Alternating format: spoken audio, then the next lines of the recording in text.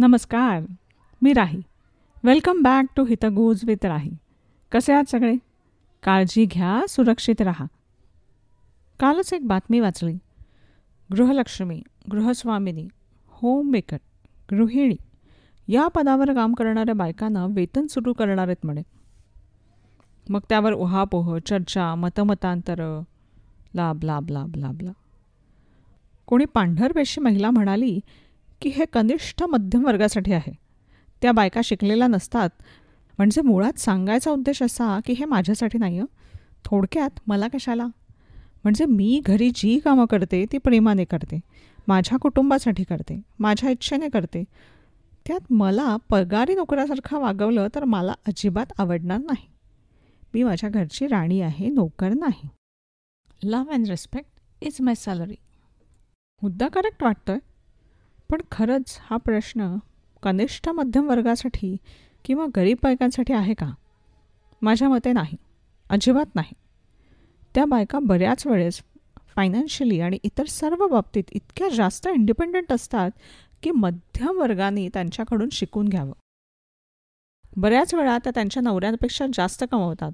घरचे सगळे निर्णय, सगळी सूत्रंही त्यांच्या हातात असतात. पण दारू आणि इतर प्रश्नांमुळे त्यांची प्रगती होत नसते. त्यांचे प्रश्न खूप वेगळे आहेत. या बायका प्रेग्नंट असतानासुद्धा अगदी डिलिव्हरी होईपर्यंत, शेवटच्या दिवसापर्यंत काम करतात. पण मग त्या बाळाच्या जन्मानंतर बाळ लहान असताना त्यांना थांबावं लागतं. Stay home Maugham. त्यावेळी मात्र त्यांना वेतन भत्त्याची खरंच गरज असते. मागे आमच्या मावशी मला सांगत होत्या, बाळ अंगावर पीत होतं आणि 2-2 दिवस त्यांना घरी खायलासुद्धा काहीच मिळायचं नाही. बाळ लहान असल्यामुळे कामालाही जाता यायचं नाही. अशा स्टे होम मॉमसाठी वेतन ही खूप गरजेची गोष्ट आहे. पण ते तेवढ्यापुरतंच. नंतर त्या फक्त गृहिणी म्हणून जगत नाहीत. आर्थिकदृष्ट्या ते शक्यच नसतं, परवडणारं नसतं. पण शिकल्या सवरलेल्या मध्यमवर्गीय आणि उच्च मध्यमवर्गीय स्त्रियांचं काय? त्यांचं असं होत नाही. त्यांना विचार करता येतो, विचार मांडता येतो, पण सुसूत्र विचार केला जातो का? की संस्काराच्या ओझ्याखाली दबलेली घुसमट म्हणजेच विचार वाटतो? देव जाणे. गरीब बायकांना विचार करायला वेळच नसतो. 2 वेळची पोटापाण्याची जुळवाजुळव करण्यात विचार मरून जातो. त्यामुळे गृहस्वामिनीला वेतन हा बऱ्याच अंशी मध्यमवर्गीय आणि उच्च मध्यमवर्गीय स्त्रियांसाठीच आहे, हे आधी लक्षात घेतलं पाहिजे.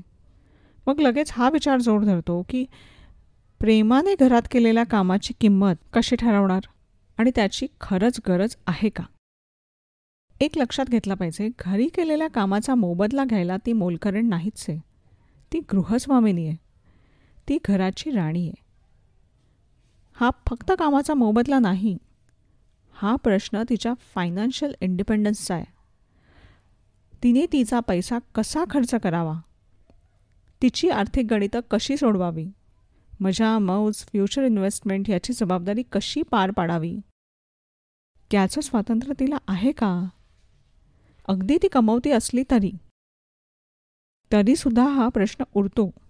अनफॉर्च्युनेटली तिचे आर्थिक निर्णय घेताना, रादर कोणतेही निर्णय घेताना तिला घरच्यांची परवानगी, परमिशन विचारावी लागते. Isn't that? खूप कमी बायका आहेत ज्यांनी त्यांचं आर्थिक स्वातंत्र्य मिळवलं आहे. स्वातंत्र्य मिळवावं लागतं. समाज प्रवाहाच्या विरोधात असेल तर त्यात कायदा मदत करतो. हे देखील स्वातंत्र्य महत्त्वाचं आहे याची जाणीव निर्माण करतो. आर्थिक गणितात जेंडर इक्वॅलिटी विसरली जाते. तिची जाणीव व्हावी म्हणून कायदा गरजेचा असतो. तुम्ही म्हणाल, जर ती शिकलेली सवरलेली आहे तर तिने तिचं कमवावं. वेतनाची काय गरज? ती कमवती असेल किंवा नसेल, it's not about her earning, it's about her spending. तिला तिच्या खर्चाचं मॅनेजमेंट करण्याचं स्वातंत्र्य आहे का? का तिला परवानगीची गरज लागते? तिचं घरात राहणं हा तिचा चॉईस असू शकतो किंवा ते तिच्यावर लादलं गेलेलंही असू शकतं. राजरोजपणे विवाह मंडळाच्या जाहिरातीत अपेक्षा म्हणून अगदी सहजपणे लिहिलं जातंच की गृहकर्तव्यदक्ष, शिकलेली, नोकरी न करणारी, देखणी गोरी मुलगी हवी. यात कुणालाच काही गैर वाटत नाही.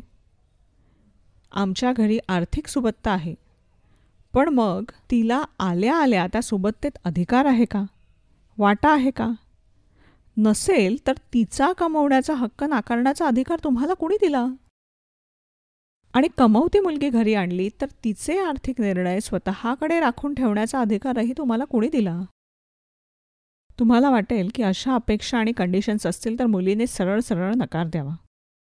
पण लग्नाच्या बाजारात, हो बाजारात, हे सगळं सोपं साधं सरळ नसतं. आणि समाजाचा प्रवाहच जर या दिशेला वाहत असेल तर मग फारच अवघड होतं. म्हणूनच मग या चुकीच्या प्रवाहाला बाण घालण्यासाठी, चुकीच्या रूढी मोडण्यासाठी कायद्याची चौकट लागते. यात बायकांची एक दुसरी कॅटेगरी पण पाहिली आहे मी, ज्यात त्यांना कधीच काही करण्याची इच्छा नसते. स्वतःचं असं काम करण्याची कुवतही नसते. लहानपणापासून कधीच तसा विचारही केलेला नसतो. पण वडिलांच्या, मग नवऱ्याच्या आणि मग मुलाच्या जीवावर राब छाडणं बरोबर जमतं. वडिलांनी, नवऱ्याने आणि नंतर मुलाने कष्ट करून कमावलेले पैसे हे आपल्याच आहेत असं गृहीत धरून त्यात त्यांच्या विचारांच्या सगळ्या नाड्या आपल्या हातात खेचून धरता येतात. व्यक्ती तितक्या प्रकृती. असो, हा कायदा त्यांच्यासाठी नसावा. पण ओव्हरऑल घरी राहण्याचा निर्णय घ्यावा लागण्याला अनेक कांगोरे आहेत.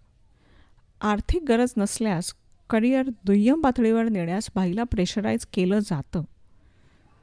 इथे घरच्यांची जबाबदारी तिच्यावर टाकणं गृहीत धरलं जातं. हे गृहीत धरणं संपलं पाहिजे. आणि बायांनो, शक्य असेल तर स्वतःच्या फायनान्शियल इंडिपेंडन्सचा बळी जाऊच देऊ नका. आधीपासूनच ही गोष्ट स्पष्ट करा. आर्थिक गरज असो किंवा नसो, बाईने घराबाहेर पडून काम करणं खूप गरजेचं वाटतं मला, तिच्या स्वतःच्या सेल्फ एस्टीमसाठी. पण आपलं आर्थिक गणित सांभाळायची जबाबदारी घेतली ना की त्याबरोबर येणाऱ्या मोठ्या इमोशनल स्ट्रगललाही तिलाच तोंड द्यावं लागतं. जसं की घरी किंवा पाळणा घरात असणारी लहान मुलं वगैरे वगैरे. त्यामुळे कधी कधी थांबणं हा चॉईस असू शकतो. अशा वेळा येतात की दोनातलं एक निवडावं लागतं. प्रत्येक गोष्टीचे चांगले वाईट परिणाम आहेतच. काहीतरी कमवताना काहीतरी गमवावंच लागतं. पण ॲटलिस्ट स्वतःचा एक कोपरा राखून ठेवायला विसरू नका.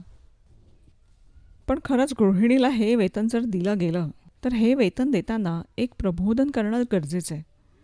काही कारणामुळे करिअरमधून ब्रेक घ्यावा लागला तर बायकांसाठी कमबॅक कसा करावा या दृष्टीने pink.comने हे काम सुरू केलं होतं.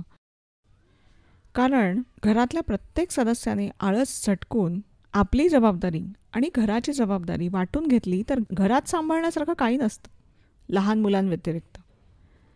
तेव्हा तुमचा स्वतःचा आळस गोंजाळण्यासाठी आणि घर सांभाळण्यासाठी आपण जर एका स्त्रीला घरात डांबत असू तर आपण आपलं राष्ट्रीय नुकसान करतोय असं मला वाटतं. तिची वर्किंग ॲबिलिटी नाकारून तिची प्रोडक्टिव्हिटी नाकारली जाते. तिने काम न करणं ही गोष्ट तुमच्या घराच्या आर्थिक गणितात महत्त्वाची नसेलही. पण एक स्त्री म्हणजे सुशिक्षित समाजाचा 50% घटक काम करू शकत नसेल तर देशाची प्रगती कशी होणार? म्हणूनच may be your family can afford but nation cannot. जो काळ तिला घरी राहून वेतन दिलं जातं आहे त्या काळात ती तिची जबाबदारी सांभाळून काय काय काम करू शकेल याचंही प्रबोधन करून तशी संधी तिच्यासाठी उपलब्ध करून दिली गेली पाहिजे. तो पगार आहे, वेतन आहे, पेन्शन नाही याची जाणीव करून दिली पाहिजे. नाहीतर आयदी बनण्याची एक संधी दिल्यासारखं होईल. इतर कोणी आपल्यासाठी काय करू शकतं हे न शोधता आपण आपल्यासाठी उभं राहायला जमलं पाहिजे.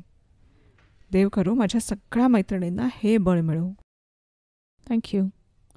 जर हा एपिसोड तुम्हाला आवडला असेल तर लाईक करा, शेअर करा, सबस्क्राईब करा. लवकरच पुन्हा भेटू. Till then bye.